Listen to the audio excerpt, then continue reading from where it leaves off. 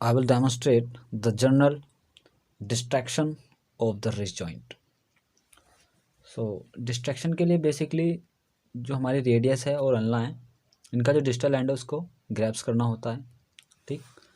और जो हमारी डिस्टल कार्पल्स रो है उसको दूसरे हैंड से पकड़ना होता है बेसिकली, और उसके बाद हमको इसको इस डायरेक्शन में इस तरीके से डिस्ट्रैक्शन देना होता है. So it is a general distraction of the wrist joint. Demonstrate the general glides of the wrist joint.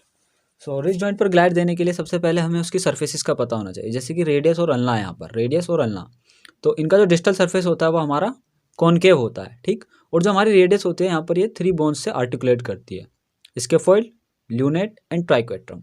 तो जो स्केफोइड, ल्यूनेट एंड ट्राइक्वेट्रम की जो सरफेस है वो बेसिकली कॉन्वेक्स होती है.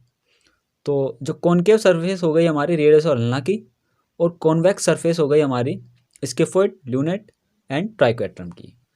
तो बेसिकली यहाँ पर ग्लाइड किस तरीके से देंगे. पोजीशन ऑफ द पेशेंट क्या होगा कि जो पेशेंट है हमारा वो सिटिंग में होगा और जो उसका फोर आर्म है वो प्रोन पोजीशन में होगा, ठीक.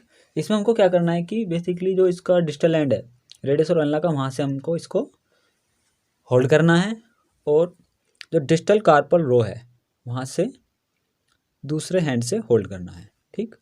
अब हम अगर इसमें वोलर ग्लाइड देते हैं तो वोलर ग्लाइड के लिए हमको बेसिकली इस तरीके से नीचे की तरफ ये फोर्स लगाना है, लेकिन इसी के साथ साथ हल्का सा डिस्ट्रैक्शन, और तब हमको ये वोलर ग्लाइड देने हैं. Okay friends.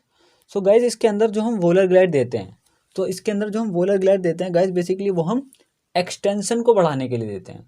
तो वोलर ग्लाइड कब देते हैं, जब हमारा एक्सटेंशन नहीं हो रहा है किसी पेशेंट का, ठीक. और जो डोर्सल ग्लाइड है सेम इसी पोजीशन में हम ऊपर की तरफ ये जो ग्लाइड देते हैं ये डोर्सल ग्लाइड होती है. तो बेसिकली जो डोर्सल ग्लाइड होती है वो हम फ्लेक्शन को इंक्रीज करने के लिए देते हैं. Okay friends. सो अभी हम देखते हैं इसमें रेडियल और अनलर डेविएशन के लिए. सो इसके लिए पोजीशन जो होती है वो हमारी मिड प्रोन होती है. अब यदि किसी पेशेंट का रेडियल डेविएशन नहीं हो रहा है गाइस, ये होता है रेडियल डेविएशन. अगर किसी पेशेंट का रेडियल डेविएशन नहीं हो रहा है तब हम उसको अनलर ग्लाइड देते हैं. तो इस तरीके से ग्रैप्स करेंगे और नीचे की तरफ ये अनलर ग्लाइड होती है, ठीक.